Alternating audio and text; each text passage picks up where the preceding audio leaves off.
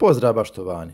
Koliko puta su uzeli u bencu i rekli, ova je sigurno zrela, a kad je presiječite unutra blijeda, bezukusna doslovno kao krastavac. Pa više nećete griješiti, danas vam pokazujem 4 tajna znaka kako da tačno znate da je lubenica spremna za branje ili kupovinu. I pazite, broj 3 onaj u kojem 90% ljudi griješi. Dobrodošli na kanal Svijet voća i povrća.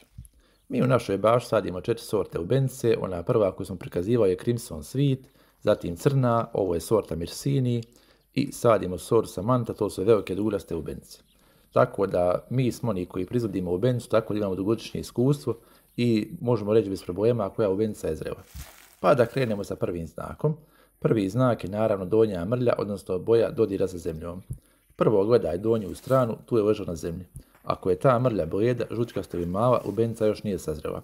Ako je intenzivna, žuta ili čak zlatna, to je znak da je dugo ležao na zemlji, upijala sunce i spremna je. Postoji još jedan kineski trik, to je da stavi se kamen na lubenicu tako da kamen preko dana upija sunce i svjetlost, a preko noći lagano zagrijava dodatnu lubenicu tako da dodatno povećava toplotu, ali to ćemo testirati u nekom sljedećem videu. Ovo je jedan prvi primjer da je ova lubenica zrela i vidimo da je jako dobro. Sljedeći znak koji moramo gledati je dobro staro kuckanje. Kuckaš i osluškuješ. Zrela lubenica daje dubok šupalj zvuk, kao da kucaš u bubanj. Ako zvuči tupavo, bez odjeka, znači da je prezrela ili još nije stigla. Dakle, gledajte one lubenice koje zvone, a nikako one koje imaju čudan zvuk. Također, kombinacija prva dva faktora je jako bitna i još jedan bonus trik, zrela lubenica se lagano može zagrebati noktom. Sljedeća stvar koju gledamo i koju 90% ljudi griješe vrh lubenice. Dio gdje je cvjetna peteljka suprotno stabljike. Ako je manji i uži, lubenica je koncentrisanija i često i dosta slađa. Ako je širi i veći, lubenica je najčešće vodenastija i manje slatka.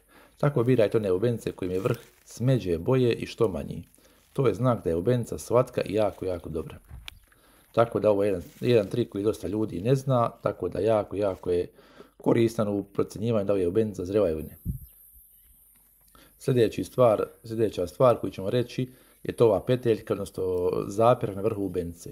To samo kada berete lubenicu u bašti možete procijeniti, dakle, ako je ova peteljka i ovaj listić na vrhu lubenice suh, lubenica je sigurno spremna za branje. Kao što vidite u našem slučaju, ovaj list, odnosno zapirak je suh, tako da je ova lubenica sigurno zrela. Tako da kombinacija više ovih nekih faktora će nam reći da li je lubenica zrela ili ne i da li je spremna za branje, slatka i tako da nećemo poriješiti.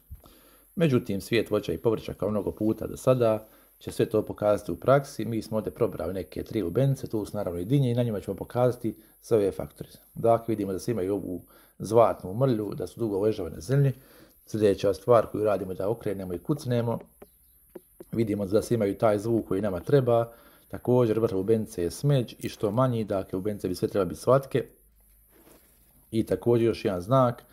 Uvijek gledajte ovu peteljku lubenice, znači već su počeli domaće lubenice, tako da ako je peteljka zelena, to znači da je svježe ubrana, a nije mjesec dana odstajao i neko vam je želi ubaviti. Tako ako već imate mogućnost da birate koja lubenicu želite kupiti, gledajte ovu koja ima zeleniju peteljku, to znači da je svježe ubrana i sada ćemo lubenicu raskrižiti da pokažemo, odnosno dokažemo da je sve ovo što mi govorili tačno. Dakle, malo mi je nož štuk, nemojte zamjeriti, ali evo, bez problema ćemo mi to riješiti. Rastavit ćemo lubenicu i pokažemo ćemo da je jako crvena, također vidimo da ima neki obrub, također ima parovi nekih zelenijih sjemenki, međutim to je odlika te sorte.